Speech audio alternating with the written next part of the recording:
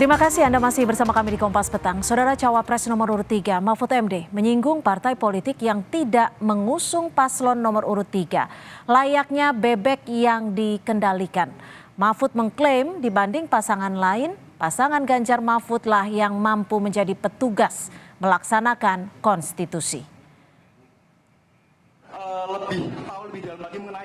Pernyataan ini disampaikan Mahfud merespon tudingan bahwa paslon Ganjar Mahfud yang maju dalam kontestasi Pilpres sebagai petugas partai. Mahfud menjelaskan kampanye yang dilakukan paslon nomor urut 3 tidak terikat dengan arahan partai. Mahfud mengklaim Ganjar Mahfud adalah petugas konstitusi yang diusung parpol. Menurut Mahfud, partai pengusungnya merupakan partai yang gagah, tidak seperti partai politik pengusung paslon lain yang hanya mengikuti seperti bebek yang dipegang lehernya. Partai yang bukan mengusung kami, bukankah pimpinan partai juga sama seperti bebek-bebek dikendalikan? Ya kan? Yang usung kami, partai yang usung kami ini gagah. Ayo calon presiden maju katakan. Tapi yang lain seperti bebek dipegang lehernya, jalan gitu. Ini yang bukan petugas partai, ini petugas konstitusi, yang lain petugas oligarki. Pernyataan Mahfud ini dibantah Ketua DPD Gerindra Sumatera Barat yang juga jubir TKN Prabowo Gibran Andre Rosiade. Menurut Andre, suasana dalam koalisinya guyup dan kompak. Andre menilai ucapan Mahfud itu disebabkan kepanikan akibat survei Ganjar Mahfud yang cenderung turun. Di kubu kami tidak ada ketua partai yang seperti itu.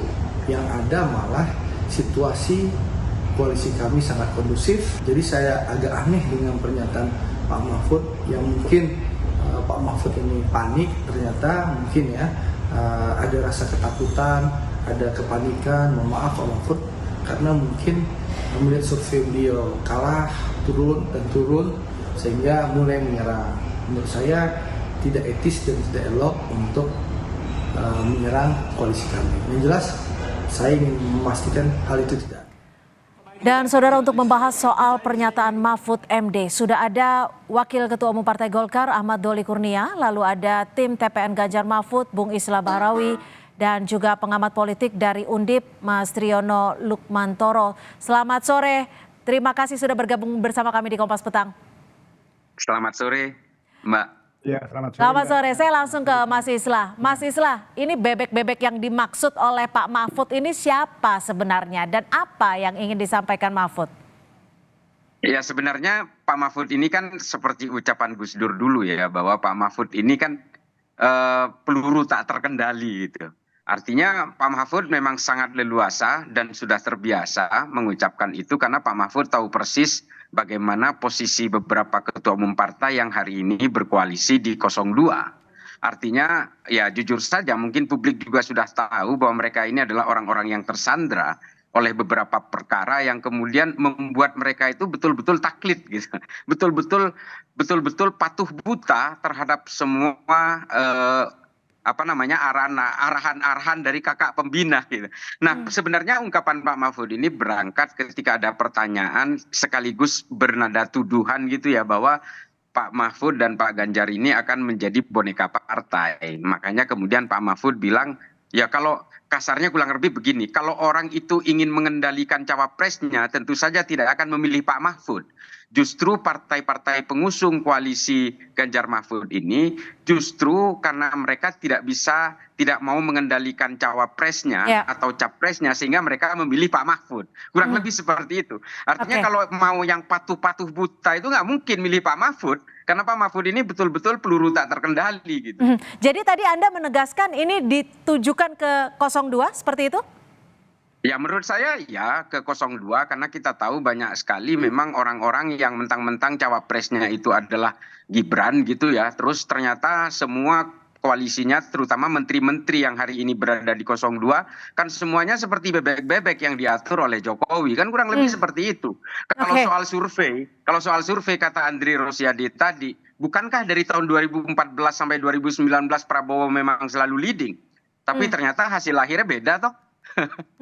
Bang Doli, bagaimana ini nyatanya disebut mahasiswa ditujukan ke 02 nih, tanggapan Anda? Nah, ini lebih sok tahu lagi dari Pak Mahfud menurut saya, ya kan? Pertama, bahwa sesungguhnya kita ini kan partai politik yang diakui sebagai negara demokrasi, ya. Keputusan kita masing-masing itu adalah kedaulatan kita masing-masing dalam partai. Apa urusannya sebuah partai mengomentari keputusan partai yang lain? Ini menunjukkan pendidikan politik yang tidak sehat menurut saya, ya. Nah, kalau soal Pak Mahfud, ya kita tahu Pak Mahfud ini memang tipikalnya begitu, hobinya nyerang. Kemarin agak ngerem-ngerem karena ada dalam pemerintahan, tapi takut juga mundur duluan gitu. Udah mau selesai kampanye baru mundur. Nah, habis mundur baru nyerang balik yang lebih tajam. Walaupun sebelumnya kan juga nyerang-nyerang juga, nyerempet-nyerempet, tapi masih malu-malu karena masih di dalam. Jadi nggak gentleman juga menurut saya gitu. Oke, Bang Doli, tapi sindiran Mahfud ini jika Anda melihatnya ditujukan ke Partai Golkar tidak sih? Ya, kami merasa bahwa kami ini partai tertua sekarang di Indonesia, ya. Dan kami selalu menjalankan proses pengambilan keputusan kita secara demokratis. Coba mana sih partai politik yang setiap 5 tahun ganti ketua umumnya? Ya kan? Emang coba dibandingkan dengan partai lain yang tidak ganti-ganti ketua umumnya gitu. Nah, jadi setiap pengambilan keputusan itu diambil dalam proses yang sangat demokratis, termasuk soal calon presiden dan calon wakil presiden. Kami undang semua stakeholder, ketua-ketua DPD, tingkat 1, tingkat 2, kemudian ketua-ketua dewan, dan itu diambil keputusan secara bersama. Jadi nggak ada kemudian diartikan bahwa kemudian semua membebek. Nah, kalau istilah membebek tadi ya di kabinet itu, rupanya emang nggak ada partai yang lain termasuk partainya yang mendukung Pak Mahfud yang sekarang ada di kabinet, berarti bebek juga dong. Satu. Yang kedua, istilah petugas partai itu kan dari partai yang mendukungnya Pak Mahfud. Kami nggak pernah tuh mengenal istilah petugas partai. Kami menilai kita ini semua pejuang-pejuang, aktivis-aktivis partai politik, ya, yang memperjuangkan nilai idealisme partai kita masing-masing, yang memperjuangkan aspirasi masyarakat. Jadi dia memiliki partai yang mendukungnya sendiri dengan istilah partai. Saya ke Mas Riono. Mas Riono, kalau melihat dari statement yang disampaikan Mahfud MD ini, bagaimana Anda melihatnya? Apakah betul ada ketum parpol yang tersandra dalam tanda kutip, artinya untuk memberikan keputusan atau arahan atau seperti apa menurut Anda? Saya kira pertama kita harus cek dulu, harus kita pastikan bahwa sekarang Pak Mahfud sudah mundur dari jabatannya sebagai Menko Polhukam, itu satu. Yang kedua, dengan demikian dia Mahfud MD secara total bisa berkampanye. Nah, dan kampanye yang paling bagus memang dalam posisi sekarang ini Pak Mahfud harus menyerang, artinya attacking, bukan menyerang secara habis-habisan ngawur, tidak, tapi secara terukur.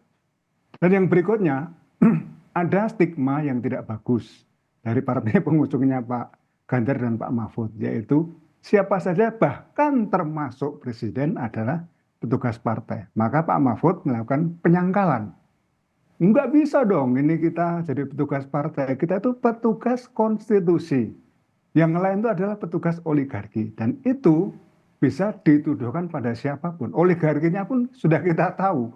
Oligarki ini kan orang yang punya uang, yang mendanai dengan jumlah yang begitu luar biasa, bahkan tak terbatas pada paslon-paslon ini. Dan seakan-akan Pak Mahfud bilang, kami ini independen, kami tidak mungkin didikte oleh oligarki, dan kami sungguh-sungguh bukan petugas partai, melainkan satu petugas rakyat atau yang berikutnya petugas konstitusi. Dengan demikian, klaim-klaim seperti ini semua kan klaim, pada dasarnya kalau kita berkampanye itu kan semua klaim. Klaim bahwa Pak Mahfud itu jauh lebih baik daripada paslon 01, terutama adalah paslon atau pasangan calon 02, yang memang di situ harus kita akui ada kekuatan bayang-bayang, bukan hanya bayang-bayang saya kira ya, kekuatan real dari Pak Presiden Joko Widodo, dan di situ ada Gibran, dan Gibran adalah sebagai utusan dari Pak Jokowi. Dan kita lihat metafora Pak Mahfud ini kan luar biasa tajam, bebek. Bebek kita tahu itu kan lehernya panjang. Dan bebek ini kan mudah dibariskan kalau kita misalnya sedang, ya istilah orang Jawa, angon bebek. Ya artinya mengembalakan bebek. Ini kan bebek kan kalau diacungi ke arah sana, ikut ke arah sana, ke arah kiri, ikut ke arah kiri, ke arah kanan, ke arah kanan, dan sebagainya. Ya. Untuk bisa menangkap bebek secara gampang karena lehernya panjang, maka dipeganglah lehernya. Artinya apa? Pak Mahfud benar-benar menunjukkan ekspresi mungkin juga kegalauan, mungkin juga kemarahan bahwa nggak mungkin kami ini Ganjar Mahfud Baik. seperti bebek yang ada pada koalisi-koalisi yang lain. Baik. Baik, Mas Islah, kita tahu, publik juga tahu bahwa istilah petugas partai itu memang kental disampaikan oleh PDIP. Apakah ada jaminan jika memang nanti terpilih, ada jaminan bahwa bukan lagi petugas partai, tapi juga petugas konstitusi yang diusung oleh partai? Tapi jawabannya usai jeda, tetap bersama kami di Kompas Petang.